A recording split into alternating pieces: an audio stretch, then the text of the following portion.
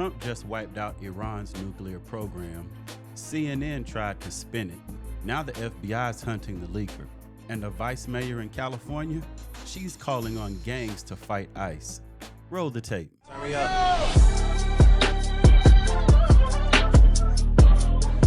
Took bits and pieces from a leaked top secret intelligence report, and by the way, I understand the FBI is investigating who was the source of that leak because it's an illegal leak to CNN. And this is the same fake news CNN reporter who wrote the story alleging that the Hunter Biden laptop was Russian disinformation, which we know is one of the greatest political hoaxes this country and the American public have ever seen.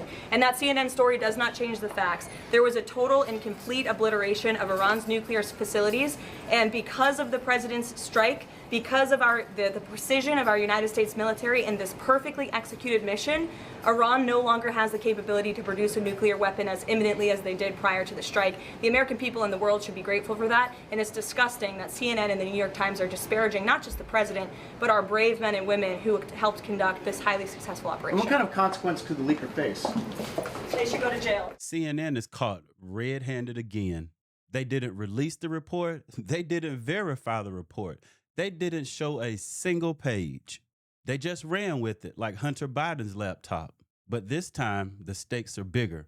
A global nuclear threat and a U.S. military victory. And now the same corrupt crew that once ran defense for Biden's laptop scandal is now trying to downplay the destruction of Iran's nuclear sites. We're not letting that slide. Quick break. You know what to do. If you're finding value from this show, please like, subscribe, and turn on that notifications bell. It tells the algorithm we're not afraid of the truth. A letter just came in, and a statement came in from the Atomic Energy Commission of Israel. And I just wondered, this is an official letter, and they're very serious people, as you know. The devastating U.S. strike on Fordo destroyed the site's critical infrastructure and rendered the enrichment facility totally inoperable. It was devastated. We assess that the American strikes on Iran's nuclear facilities has set back Iran's ability to develop nuclear weapons for many years to come. This achievement can continue indefinitely if Iran does not get access to nuclear material, which it won't. It's so sad that whole thing had to go. But I just want to thank our pilots. You know, they were maligned and treated very bad, demeaned by fake news CNN, which is back there, believe it or not, wasting time, nobody's watching them. So they're just wasting a lot of time, wasting my time. This is what leadership looks like. While CNN quotes shadow sources and anonymous assessments, Trump shows up with a certified letter from an Israeli nuclear expert. That's proof. That's transparency.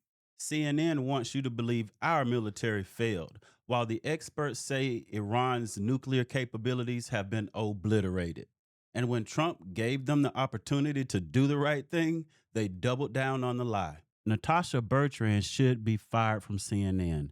I watched her for 3 days doing fake news. She should be immediately reprimanded and then thrown out like a dog.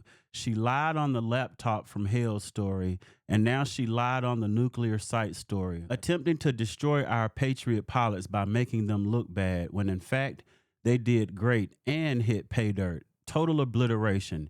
She should not be allowed to work at fake news CNN. It's people like her who have destroyed the reputation of a once great network. Her slant was so obviously negative. Besides, she doesn't have what it takes to be an on-camera correspondent. Not even close. Fire Natasha. Bertrand wasn't just wrong, she was reckless. She pushed a disinformation campaign in 2020, and now she's back using leaked intel to smear a successful U.S. mission. Let's keep it real. If she were working for Fox, she'd be blacklisted. But good old CNN, they promote her, they protect her, and they defend her.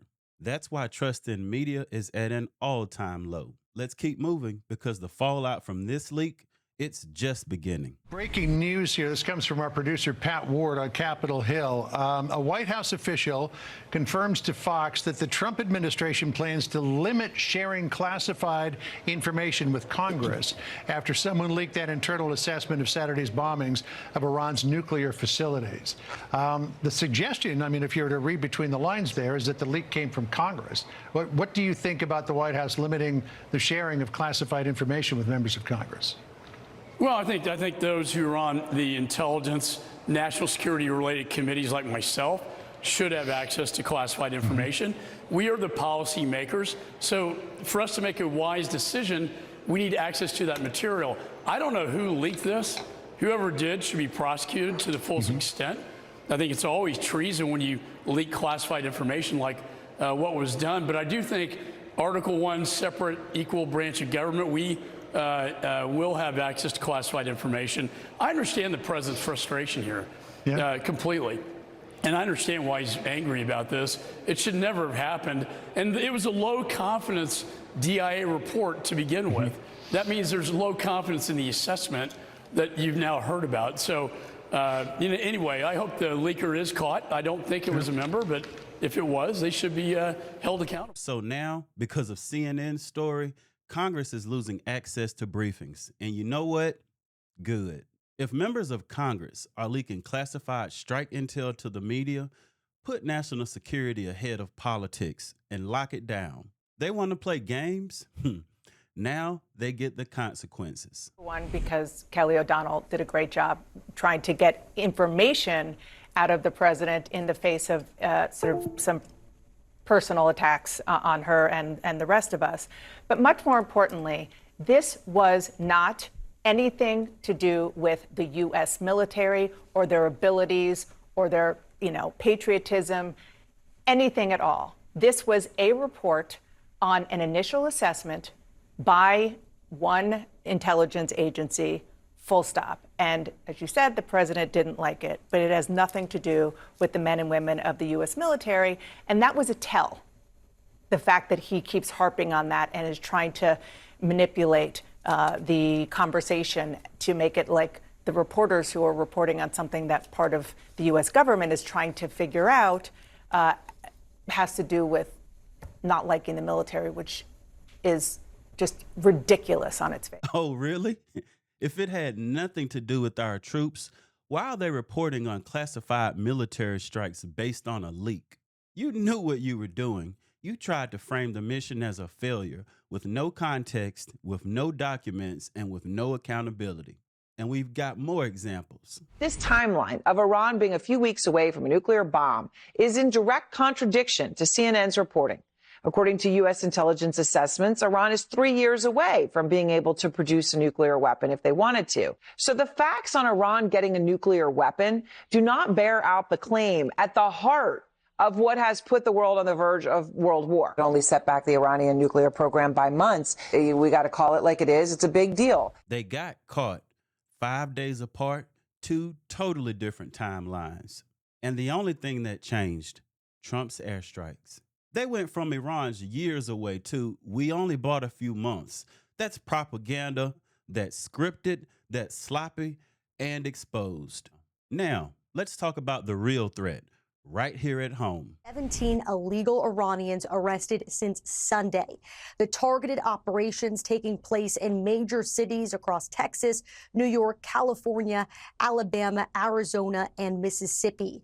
In Mississippi, check this one out. This Iranian national arrested after ICE says the U.S. government terminated his residency back in 2017 after lying on his visa application and committing potential marriage fraud. In February, he was listed as a known suspected terrorist. He's now in ICE custody pending removal proceedings. Then you have this in Minnesota. ICE arrested this 56-year-old Iranian national convicted of being a felon in possession of a gun. He's a former member of the Islamic Revolutionary Guard Corps and admitted connections to Hezbollah. An immigration judge ordered him removed in 2022 under the Biden administration, but he illegally stayed in the U.S. until now. These are the people, though, whose backgrounds we know about. Acting ICE Director Todd Lyons says the concern is those who weren't properly vetted, along with those 2 million gotaways under the Biden administration who just slipped across the border. We've got terrorists inside our borders. While CNN worries about tone and anonymous sources, ICE and DHS are quietly arresting men connected to terrorist groups. And these aren't random arrests. These are operations in major U.S. cities: New York, Texas, California, and Mississippi. The Biden-era border failures just became a national security emergency. Mr. Secretary, thanks so much for joining the program. Stephen. This is just another account of the failed Biden border policies that we have to deal with right now, right? I put it this way, Lawrence. The presence in this country of undocumented migrants or Iranian nationals who have links to Hezbollah, IRGC, is, in my judgment, a domestic law enforcement concern of the highest magnitude. I hope and expect that the FBI, my old department, DHS, are laser focused on this right now. There have been the 16 arrests in the last couple of days, but that's not necessarily all of them. My educated speculation is that law enforcement has been tracking these individuals for a while in this country to follow leads, to see who they are in contact with. But I'm glad to see these 16 off the streets. That's Obama's guy, sounding just like Trump's press secretary. Even he knows the game is over. When even Democrats admit that the border is a threat vector for terrorism, the conversation has changed. Agents had their eyes on a Southern California official after a video surfaced of the Cudahy vice mayor appearing to urge gangs to defend their turf against ICE agents. Cynthia Gonzalez says she is simply exercising her right to free speech. Listen. You guys are all about territory, and this is 18th Street, and this is Florence, and you guys tag everything up, claiming hood. And now that your hood's being invaded by the biggest gang there is, there ain't a peep out of you. Fox News has reached out to Cynthia Gonzalez for comment, have not heard back as of now. Let's bring in former LA County Sheriff Alex Villanueva. He joins me now. Alex, take a listen to this. This is more of what the vice mayor posted in that video that she's now taken down. So don't be trying to claim no block, no nothing if you're not showing up right now, trying to like help out and organize. I don't want to hear a peep out of you once they're gone, trying to claim that this is my block. This was not your block. You weren't even here helping out. So whoever's the leadership over there, just get your members in order. All right, what's your take on the video?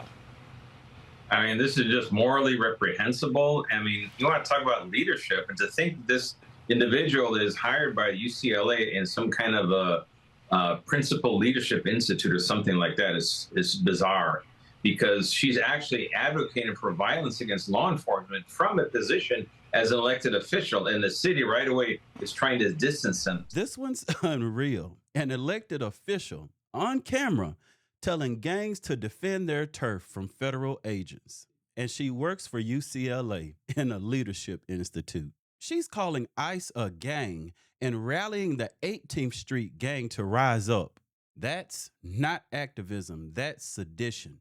And every Democrat staying silent is complicit. The comments made by the vice mayor, Cynthia Gonzalez, are despicable. She calls for criminal gangs, including the vicious 18th Street gang, to commit violence against our brave ICE law enforcement. This kind of garbage has led to more than a 500% increase in assaults against our ICE law enforcement officers. Secretary Noem has been clear.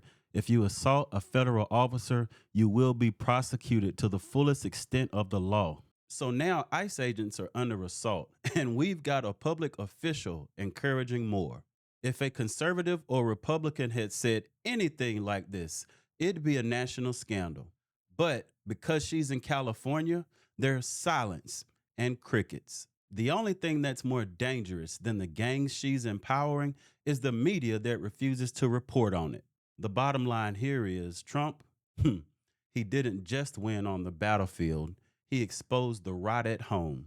CNN's spinning, Congress is leaking, and Iranian sleeper cells are walking free. And Democrat officials are siding with gangs over ICE. We need real leadership. We need a press that tells the truth. We need elected officials that support law enforcement, not enemies of the state. All right, people, let me hear you and your thoughts. Why won't CNN release the full intel they're quoting? Should congressional leaders who leak be expelled from office? Would any Republican or conservative survive if they encouraged gang violence? Do you believe ICE and the FBI are ready for what's coming next? Thanks for watching, people. Don't forget to hit that like, subscribe, and share this with somebody who needs to hear it. Thank you. God bless. Listen.